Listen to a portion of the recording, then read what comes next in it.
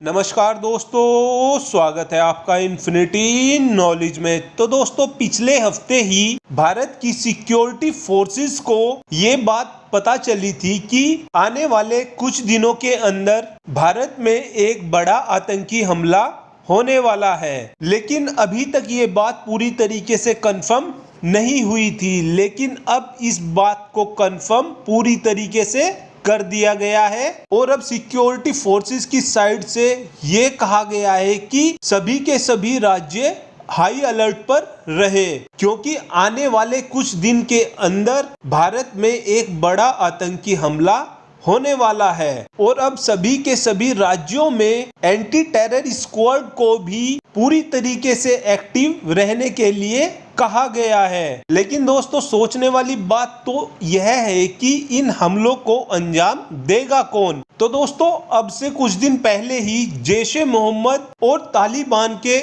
आतंकियों के बीच एक मीटिंग हुई थी और कहा यह जा रहा है कि उस मीटिंग में जैश ए मोहम्मद और तालिबान के बीच ये बातचीत हुई है कि भारत में एक बड़ा हमला किया जाए। लेकिन दोस्तों, भारत की सभी सिक्योरिटी फोर्सेस हाई अलर्ट पर हैं। और दोस्तों, आज ये बात पूरी तरीके से कंफर्म हो गई है। लेकिन दोस्तों, इस बात के चांसेस बहुत कम हैं कि पाकिस्तान फिलहाल के टाइम में भारत के खिलाफ कोई भी कदम उठाएगा। ऐसा इसलिए है दोस्तों, क्योंकि फिलहाल के टाइम में अमेरिका भी ISIS की अच्छे से ठुकाई कर रहा है। और अमेरिका की साइड से तो ये भी कहा गया है कि आने वाले कुछ दिनों के अंदर ISIS के ठिकाने जहां कहीं भी होंगे वहीं पर जाकर अमेरिकन फोर्सेस उन्हें खत्म कर देगी। और दोस्तों, अगर तालिबान भारत पर अटैक करने की कोशिश भी करता है तो ये आने वाले टाइम में तालिबान के लिए बड़ी दिक्कत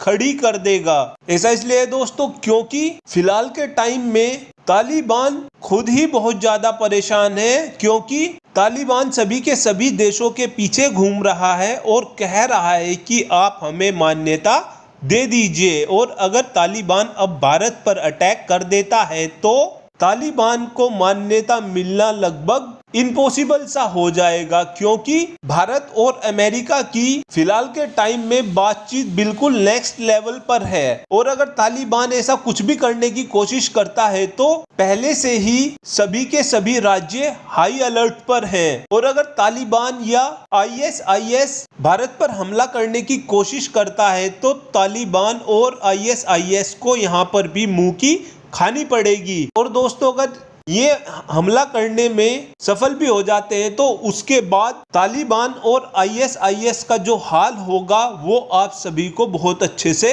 पता होगा। Thanks for watching this video. Have a good day.